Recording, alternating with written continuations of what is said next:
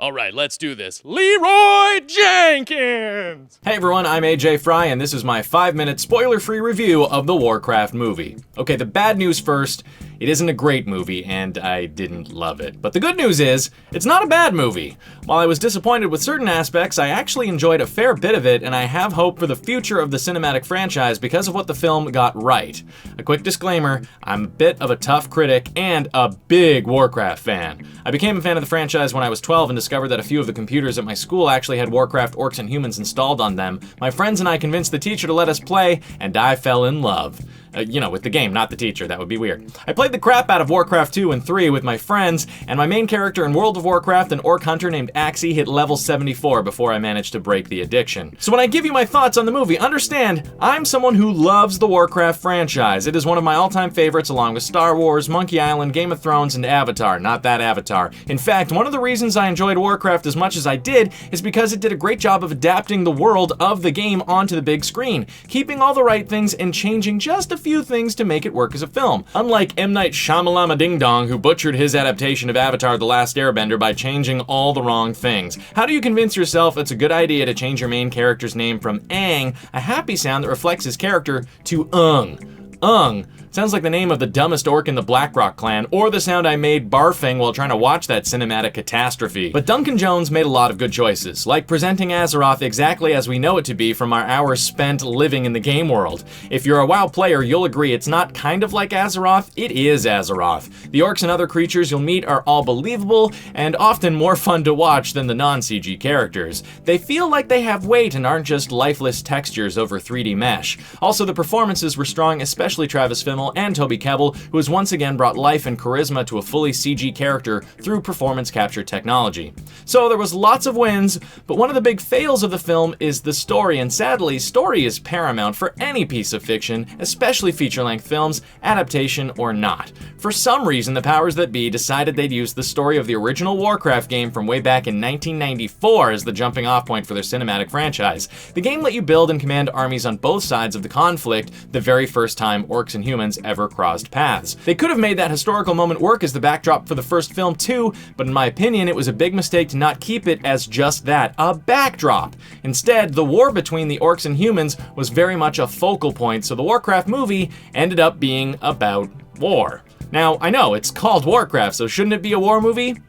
No, because the reality is, as anyone who survived a real war will tell you, war is not fun. But playing Warcraft is fun.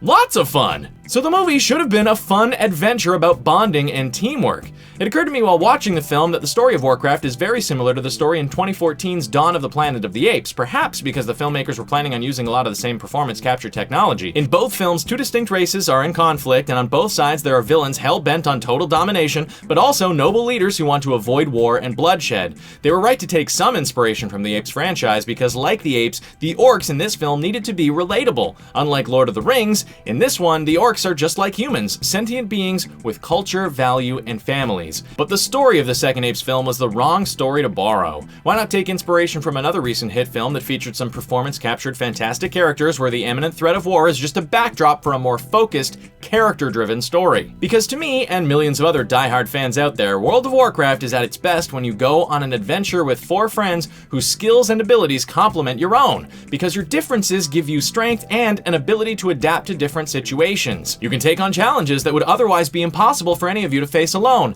and by the final encounter on your epic quest, you've learned how to work together as a team. Facing the final villain is still a big challenge, but by giving it your all and putting everything that you've learned to use, you manage to end their reign of terror. You get this great sense of accomplishment, and usually, you get to claim some epic loot too, so long as there aren't any greedy need rolls. The story of a typical session of World of Warcraft teaches an important message. By seeing our differences as a positive and by working together with love in our hearts, we can vanquish the most evil foe. Do you know what movie recently told that exact story?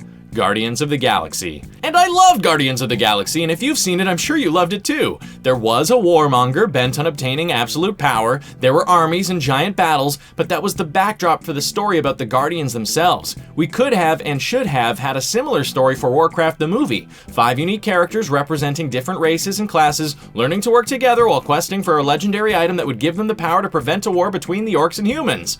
Even if they didn't prevent the war from starting, we'd still leave the theater with a sense of accomplishment accomplishment because we watched a group of lovable characters with different skills, personalities, and perspectives learn how to work together as a team. You could even say we watched them level up.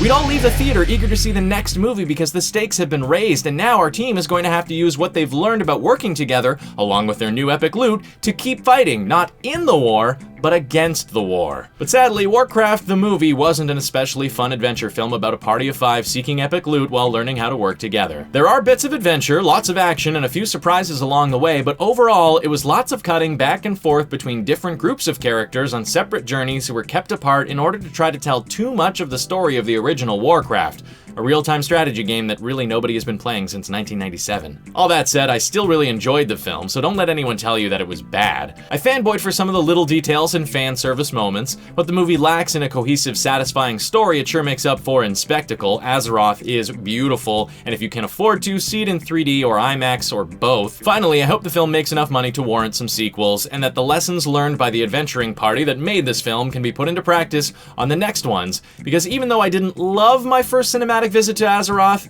I would love to go back again. We should have and could have had a lot more fun with Warcraft on the big screen, and there's no reason that a sequel couldn't be more like what the first one really should have been. Thanks for watching, everyone. See you in the future, and forever, for the Horde.